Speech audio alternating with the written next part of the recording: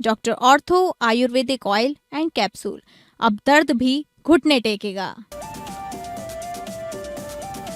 पश्चिम बंगाल के फलता में चुनाव आयोग ने दिए रीपोलिंग के आदेश। 21 मई को दोबारा डाले जाएंगे वोट, 24 को रिजल्ट।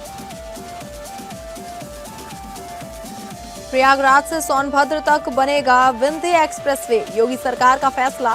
330 किलोमीटर लंबी सड़क के लिए 84 गांवों की जमीन का होगा अधिग्रहण। पूरे क्षेत्र में हाई स्पीड कनेक्टिविटी मिलेगी। हॉर्मुज़ तनातनी के बीच ईरान ने पेश किया 14 सूत्री शांति प्रस्ताव। प्रस्ताव पर ट्रंप ने जताई असहमति, कहा ईरान अभी तक पर्याप्त कीमत नहीं चुकाई। दिल्ली के विवेक विहार में 4 मंजिला इमारत में लगी भीषण आग, 9 की मौत। एसी ब्लास्ट में से हुआ हादसा।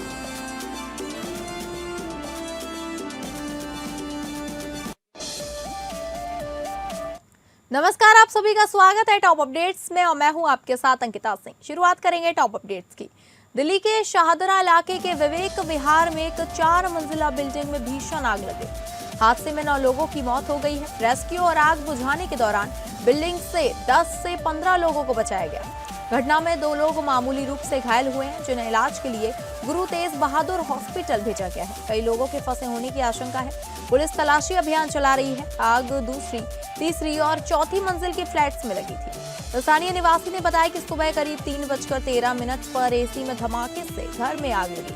हादसे की सूचना पर फायर ब्रिगेड करीब 3:35 पर पहुंची। कई लोगों को बालकनी और खिड़कियों के जरिए बाहर निकाला गया। मौके पर 12 फायर ब्रिगेड की गाड़ियां मौजूद थी। साथ ही ट्रैफिक पुलिस और स्थानीय पुलिस की टीमें भी तैनात थी। पुलिस और दमकल के मुताबिक आग पर पूरी तरह काबू पाया जा चुका है। सर्च ऑपरेशन जारी है। बिल्डिंग में 8 परिवार रहते थे। पुलिस ने बताया कि 3 मई को करीब 3:48 पर सुबह विवेक विहार पुलिस स्टेशन में आग लगने की सूचना मिली। सूचना मिलते ही पुलिसकर्मी विवेक विहार के एसएचओ और एसीपी के साथ तुरंत घटनास्थल पर पहुंचे। डीडीएमए स्टाफ, यातायात अधिकारियों और स्थानीय पुलिस के साथ 12 दमकल गाड़ियां मौके पर मौजूद थी। आगे की जांच और कार्रवाई जारी है। उत्तर प्रदेश के कौशाम्बी जिले में एक बड़ा हादसा हो गया। मंचनपुर कोतवाली क्षेत्र के थाम्बा गांव में मिट्टी का ढीला ढहने से 8 महिलाएं दब गई। इस घटना में 3 महिलाओं की मौत होने की आशंका जताई जा रही है। सुबह करीब 7 बजे लगभग अचानक एक मिट्टी का टीला गिर गया। इस दौरान काम कर रहे 8 लोग दब गए। हादसे में मां बेटी समेत 3 की मौके पर मौत हो गई। फिलहाल घायलों को रेस्क्यू किया जा रहा है। यह हादसा मंचनपुर तहसील अंतर्गत चाकथामा गांव में हुआ। यह हादसा उस समय हुआ जब महिलाएं तालाब से मिट्टी खोद रही थी। अचानक मिट्टी का टीला भरभरा कर गिर पड़ा और सभी महिलाएं उसके नीचे फंस गईं। हादसे के बाद मौके पर चीख पुकार मच गई, जिससे ग्रामीणों में अफरा तफरी फैल गई। सूचना मिलने पर पुलिस और प्रशासनिक अधिकारी मौके पर पहुंचे। उन्होंने राहत एवं बचाव कार्य का जायजा लिया। प्रशासन ने मृतकों के शवों को कब्जे में लेकर पोस्टमार्टम के लिए भेज दिया है।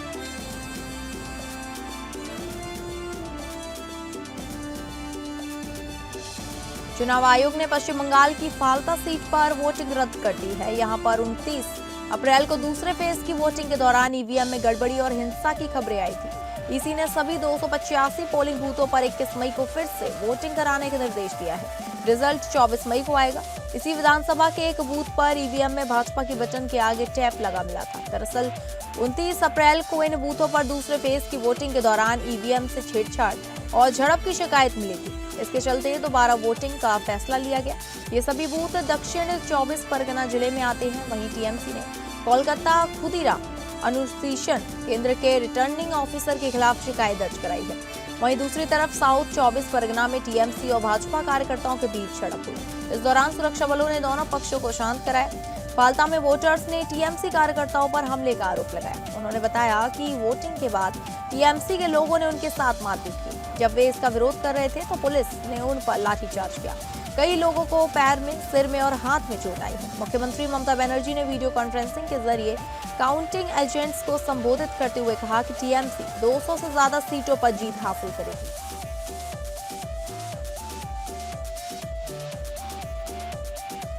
उत्तर प्रदेश में प्रयागराज से एक और बड़ा इंफ्रास्ट्रक्चर प्रोजेक्ट शुरू होने जा रहा है। योगी आदित्यनाथ सरकार अब गंगा एक्सप्रेसवे के बाद विंध्य एक्सप्रेसवे बनाने की दिशा में तेजी से काम कर रही है। यह एक्सप्रेसवे करीब 330 किलोमीटर लंबा होगा और प्रयागराज से शुरू होकर सोनभद्र तक जाएगा, जिससे पूरे क्षेत्र में हाई स्पीड कनेक्टिविटी मिलेगी। यह एक्सप्रेसवे प्रयागराज की सोराव, फूलपुर और हंडिया तहसीलों के लगभग 84 गांवों से होकर गुजरेगा।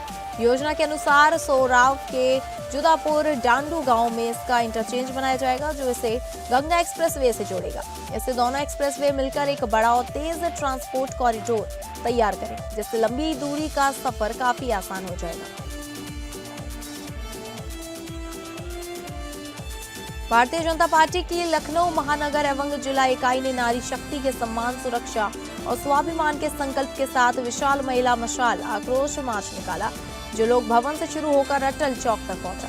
मशाल मार्च में भाजपा प्रदेश अध्यक्ष एवं केंद्रीय वित्त मंत्री राज्य मंत्री पंकज चौधरी तथा प्रदेश महामंत्री धर्मपाल सिंह मौजूद रहे। भाजपा के एक पदाधिकारी ने बताया कि इस जुलूस में मुख्यमंत्री योगी आदित्यनाथ और उप मुख्यमंत्री केशव प्रसाद मौर्य एवं ब्रजेश पाठक को भी शामिल होना था, लेकिन अंतिम समय में उनके कार्यक्रमों में बदलाव होने से वे शामिल नहीं हो सके। इस मार्च में बड़ी संख्या में महिलाओं ने भाग लिया।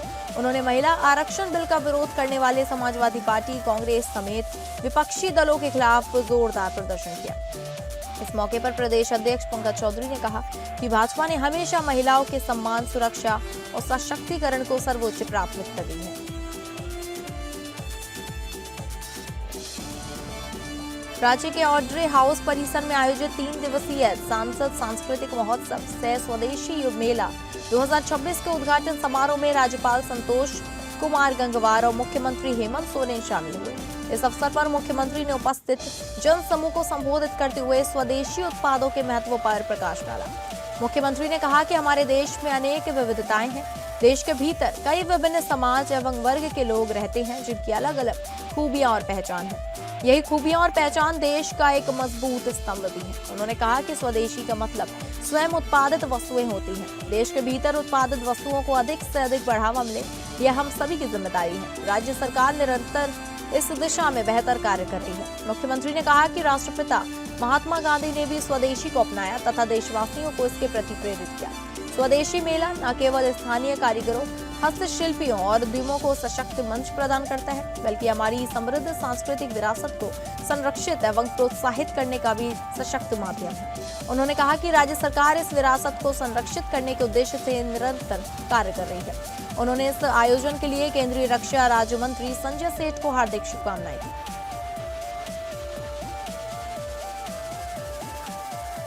अमेरिकी राष्ट्रपति डोनाल्ड ट्रंप ने कहा कि वह युद्ध खत्म करने के लिए ईरान के नए प्रस्ताव की समीक्षा कर रहे हैं, लेकिन उन्हें इस बात पर संदेह है कि इससे कोई समझौता हो पाएगा।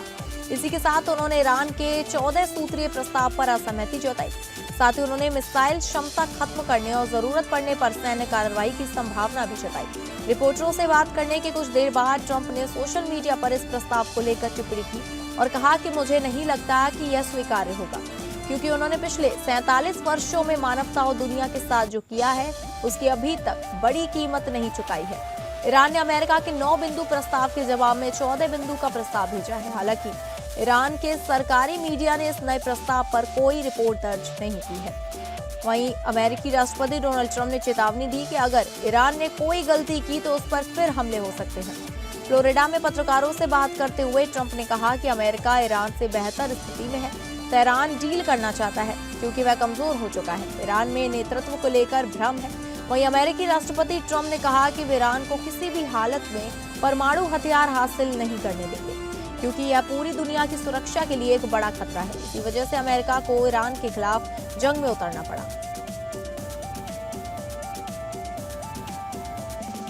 उत्तर प्रदेश के अमेठी जनपद से पुलिस के कथित दुर्व्यवहार का एक वीडियो सोशल मीडिया पर तेजी से वायरल हो रहा है। बताया जा रहा है कि पीपरपोर थाना क्षेत्र में पुलिसकर्मियों ने एक युवक और उसके पुत्र के साथ बीच सड़क अभद्रता की। वायरल वीडियो में देखा जा सकता है कि पुलिसकर्मी युवक का कॉलर पकड़कर उसे घसीटते हुए नजर आ रहे हैं। जानकारी के मुताबिक युवक कोर्ट जा रहा था, तभी रास्ते में पुलिस ने उसे रोक लिया और कथित तौर पर बदसलूकी की। इस दौरान बाइक की चाबी निकालने और जबरदस्ती करने का भी आरोप है। मौके पर मौजूद लोगों ने इस पूरी घटना का वीडियो बना लिया, जो अब सोशल मीडिया पर तेजी से वायरल हो रहा है। हालांकि इस मामले में अभी तक पुलिस प्रशासन की ओर से आधिकारिक बयान सामने नहीं आया है। उत्तर प्रदेश के अकबरपुर से दिल दहला देने वाली वारदात सामने आई है, जहां घरों के भीतर 4 नाबालिग बच्चों की निर्मम हत्या कर दी गई। घटना मीरानपुर मोहल्ला की बताई जा रही है, जो अकबरपुर कोतवाली क्षेत्र के अंतर्गत आता है। जानकारी के मुताबिक बच्चों की हत्या ईंट से कुचल कर की गई, जिससे इलाके में सनसनी फैल गई। इस जघन्य वारदात को अंजाम देने के बाद आरोपी महिला मौके से फरार हो गई। घटना की सूचना मिलते ही पुलिस प्रशासन में हड़कंप मच गया।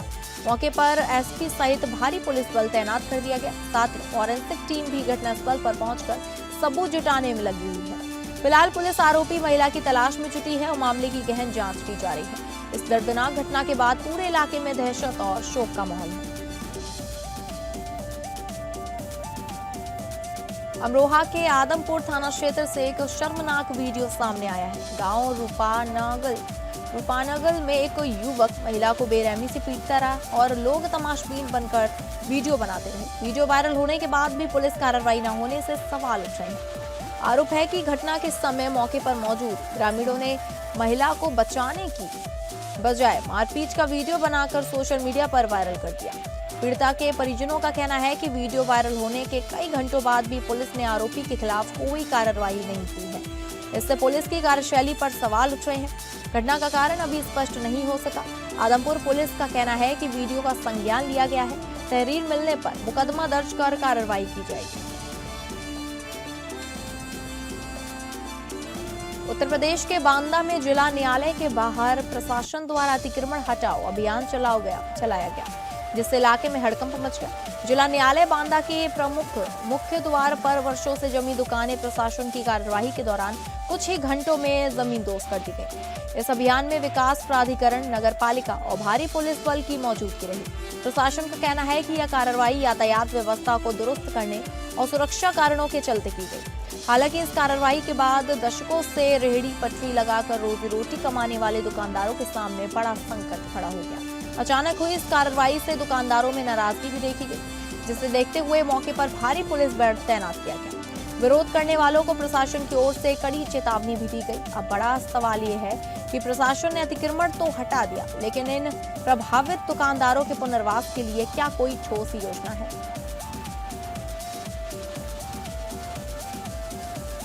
कुशीनगर के कप्तानगंज तहसील से भ्रष्टाचार का एक वीडियो सोशल मीडिया पर तेजी से वायरल हो रहा है। बताया जा रहा है कि कानून गो ओम प्रकाश पांडे का रिश्वत लेते हुए वीडियो सामने आया है। वायरल वीडियो में वह एक किसान से पैसे लेकर उन्हें अपनी जेब में रखते नजर आ रहे हैं। इस वीडियो के सामने आने के बाद राजस्व विभाग की कार्यशैली पर गंभीर सवाल खड़े हो गए हैं। स्थानीय लोगों में इस मामले को लेकर काफी नाराजगी देखी जा रही है। सोशल मीडिया पर वीडियो तेजी से फैल रहा है और प्रशासन से मामले की निष्पक्ष जांच और कड़ी कार्रवाई की मांग उठ रही है। फिलहाल इस पूरे प्रकरण को लेकर क्षेत्र में चर्चाओं का माहौल गर्म है। अब देखना होगा कि प्रशासन इस मामले में क्या कदम उठाता है।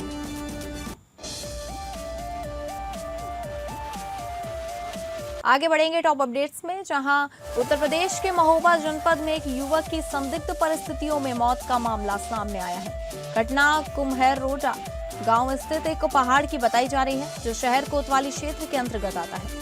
जानकारी के अनुसार युवक की पहाड़ से गिरकर मौत हो गई। मृतक की पहचान हरद्वार गांव छतरपुर निवासी युवक के रूप में हुई। घटना की सूचना मिलते ही पुलिस मौके पर पहुंची और शव को कब्जे में लेकर पोस्टमार्टम के लिए भिजवा दिया। फिलहाल पुलिस मामले की जांच में जुटी है और यह पता लगाने का प्रयास किया जा रहा है कि हादसा था या इसके पीछे कोई अन्य कारण है। पीलीभीत में डीएम ज्ञानेंद्र सिंह और बीजेपी विधायक बाबूराम पासवान के द्वारा वन डिस्ट्रिक्ट वन रिवर के अंतर्गत ग्राम घाटमपुर क्षेत्र के प्राचीन मां गोमती त्रिवेणी घाट पर आयोजित कार्यक्रम में मुख्य अतिथि के तौर पर सम्मिलित होकर स्वयं फावड़ा उठाकर श्रमदान किया गया और इस दौरान केंद्र एवं प्रदेश सरकार की जन कल्याणकारी योजनाओं और ऐतिहासिक उपलब्धियों की विस्तृत जानकारी देते हुए योजनाओं से जुड़ने एवं उनका अधिकतम लाभ लेने हेतु प्रेरित किया गया।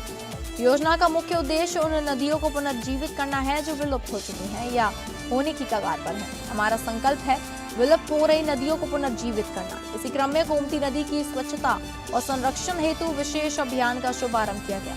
जब नदियां सुरक्षित होंगी तभी हमारा भविष्य सुरक्षित होगा। बीजेपी विधायक बाबूराम पासवान और डीएम ज्ञानेंद्र सिंह पीलीभीत ने कहा आइए हम सब मिलकर अपनी धरोहर और नदियों को बचाने के इस पुनीत कार्य में सहभागी बने।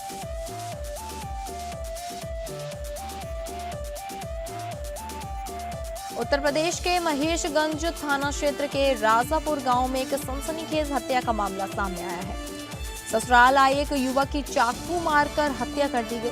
बताया जा रहा है कि युवक अपनी पत्नी से मिलने ससुराल आया था और वह आज ही दिल्ली से अपने घर लौटा था। इसी दौरान उस पर चाकू से हमला कर दिया गया, जिससे उसकी मौके पर ही मौत हो गई। आरोप है कि हत्या की वारदात को अंजाम देने के बाद हमलावर मौके से फरार हो गया।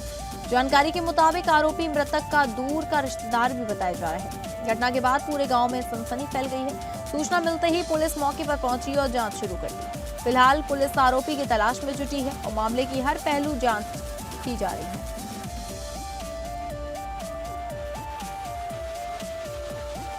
उत्तर प्रदेश के सिद्धार्थनगर जिले में एक हैरान कर देने वाली घटना सामने आई है। यहाँ पानी की ऊंची टंकी पर फंसे 2 किशोरों को करीब 16 घंटे बाद सुरक्षित बचा लिया गया। घटना काशीराम आवासीय कॉलोनी की है, जहां शनिवार को 5 बच्चे रील बनाने के लिए टंकी पर चढ़ गए थे। इसी दौरान सीढ़ी टूट गई, जिससे 3 बच्चे नीचे गिर गए, जबकि पवन और कल्लू राम नाम के 2 किशोर टंकी के ऊपर ही फंस गए। नीचे गिरने से एक बच्चे की गंभीर चोटों के कारण मौत हो गई, जिससे पूरे इलाके में शोक की लहर दौड़ गई। घटना की सूचना मिलते ही राष्ट्रीय आपदा प्रतिक्रिया बल की टीम गोरखपुर से मौके पर पहुंची, लेकिन टंकी तक रास्ता न होने के कारण उनका रेस्क्यू ऑपरेशन सफल नहीं हो सका। स्थिति की गंभीरता को देखते हुए जिला प्रशासन ने राज्य सरकार से मदद मांगी, जिसके बाद भारतीय वायुसेना ने गोरखपुर स्थित सेंट्रल एयर कमांड से MI-17 V5 हेलीकॉप्टर को रवाना किया।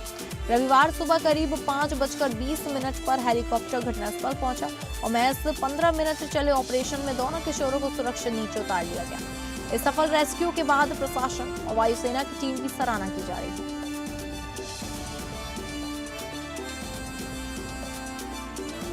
उत्तर प्रदेश के तरिया सुजान थाना क्षेत्र में देर रात एक बड़ा हादसा होते होते टल गया, जब चलती बस में अचानक आग लग गई। घटना सलेमगढ़ खास के पास हाईवे की बताई जा रही है, जहां जयपुर से बिहार जा रही बस में अज्ञात कारणों से आग लग गई। आग लगते ही बस धू धू कर जलने लगी और मौके पर अफरा तफरी मच गई। यात्री अपनी जान बचाने के लिए बस से कूदकर बाहर भागे। सूचना मिलते ही पुलिस और फायर ब्रिगेड की टीम मौके पर पहुंची और कड़ी मशक्कत के बाद आग पर काबू पाया गया। गनीमत रही कि समय रहते सभी यात्री सुरक्षित बाहर निकाल लिए जाए, जिससे एक बड़ा हादसा टल गया। फिलहाल आग लगने के कारणों का पता नहीं चल पाया है। पुलिस मामले की जांच में जुटी है। यूपी के हमीरपुर जिले में दबंगई का मामला सामने आया है। असलहे के साथ 2 दबंग युवकों का वीडियो सोशल मीडिया पर जमकर वायरल हो रहा है। सदर कोतवाली क्षेत्र के वनवासी के डेरे में पुरानी रंजिश के चलते 2 दबंग युवक तमंचा लेकर एक घर में घुस गए। युवकों ने गाली गलौज कर दहशत फैलाने की कोशिश की। शोर सुनकर आसपास के ग्रामीण मौके पर जमा हो गए। ग्रामीणों ने हिम्मत दिखाते हुए दोनों दबंगों को पकड़ लिया और जमकर पिटाई कर दी। सूचना पर पहुंची सदर कोतवाली पुलिस ने दोनों आरोपियों को हिरासत में ले लिया। पुलिस ने मौके से एक तमंचा भी बरामद किया। आरोपियों के खिलाफ मुकदमा दर्ज कर कार्रवाई की जा रही है। घटना के बाद गांव में दहशत का माहौल है। उत्तर प्रदेश के बुलंदशहर में एक भीषण सड़क हादसा सामने आया है, जहां तेज रफ्तार स्कॉर्पियो गाड़ी आगे चल रहे मिनी ट्रक से जा भिड़ी। घटना नगर कोतवाली क्षेत्र में रिलायंस पेट्रोल पंप के सामने की बताई जा रही है। प्रत्यक्षदर्शियों के मुताबिक स्कॉर्पियो चालक तेज रफ्तार में वाहन चला रहा था, जिसके चलते यह हादसा हुआ। कार चालक की पहचान गौरव जादौन के रूप में हुई है, जो अरनिया के पूर्व ब्लॉक प्रमुख बताए जा रहे हैं। हादसे के वक्त उनके साथ उनका बेटा भी अगली सीट पर बैठा था, जो टक्कर के बाद गाड़ी में बुरी तरह फंस गया। सूचना मिलते ही मौके पर पहुंचे धर्मेंद्र राठौड़ ने पुलिस टीम और राहगीरों की मदद से कड़ी मशक्कत के बाद घायल युवक को बाहर निकाला। हादसे में गंभीर रूप से घायल पिता पुत्र को तत्काल इलाज के लिए हाइट सेंटर रेफर किया गया। फिलहाल पुलिस मामले की जांच में जुटी है और हादसे के कारणों का पता लगाया जा रहा है। उत्तर प्रदेश के औरैया जनपद में देर रात पुलिस और बदमाशों के बीच मुठभेड़ हो गई, जिसमें 2 बदमाशों के पैर में गोली लग गई और कुल 3 को गिरफ्तार कर लिया गया है। यह घटना विधूना कोतवाली क्षेत्र की बताई जा रही है, जहां औरैया पुलिस और एसओजी टीम चेकिंग अभियान चला रही थी। इसी दौरान बदमाशों ने पुलिस टीम पर फायरिंग शुरू कर दी। फायरिंग के दौरान पुलिस की गाड़ी भी गोली लगने से क्षतिग्रस्त हो गई। जवाबी कार्रवाई में पुलिस ने भी मोर्चा संभाला, जिसमें 2 बदमाशों के पैर में गोली लगी। गिरफ्तार किए गए तीनों बदमाशों की पहचान तिरवा कन्नौज के निवासी के रूप में हुई है। बताया जा रहा है कि ये सभी कुछ दिन पहले जेब कतरी की घटना में भी शामिल थे। घटना की सूचना मिलते ही अपर पुलिस अधीक्षक आलोक मिश्रा और मौके पर पहुंचे पूरे मामले की जांच शुरू कर दी। फिलहाल घायलों को इलाज के लिए अस्पताल में भर्ती कराया गया है और पुलिस आगे की कार्रवाई में जुटी है।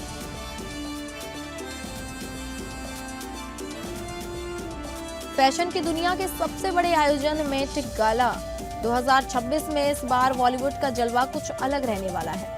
मशहूर निर्देशक करण जौहर इस साल अपना मेट गाला डेब्यू करने जा रहे हैं। मशहूर डिजाइनर मनीष मल्होत्रा ने इसकी पुष्टि करते हुए बताया कि वह कारण के लिए एक विशेष कस्टम लुक तैयार कर रहे हैं, जो भारतीय शिल्प कौशल और वैश्विक फैशन का मिश्रण होगा। दूसरी ओर देसी गर्ल प्रियंका चोपड़ा के प्रशंसकों के लिए थोड़ी सी निराशाजनक खबर है। अपनी अंतर्राष्ट्रीय वर्क कमिस्ट्रेट्स और बिजी शेड्यूल के कारण प्रियंका इस साल रेड कारपेट पर नजर नहीं आई। करण जौहर के साथ नताशा पूनावाला के भी इस इवेंट में शामिल होने की खबर है।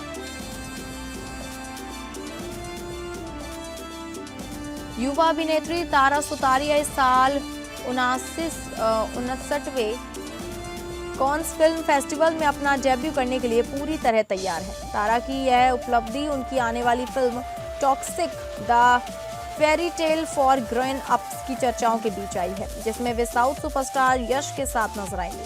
कॉन्स में तारा भारत का प्रतिनिधित्व करेंगी, जो उनके करियर के लिए एक बड़ा ग्लोबल माइलस्टोन माना जा रहा है। तारा के साथ साथ ऐश्वर्या राय बच्चन और आलिया भट्ट जैसे दिग्गज अभिनेत्रियां के भी रेड कारपेट पर जलवे बिखेरने की उम्मीद है।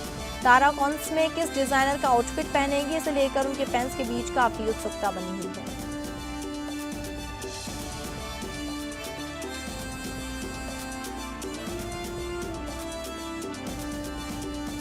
तो फिलहाल टॉप अपडेट्स में बस इतना ही। नमस्कार।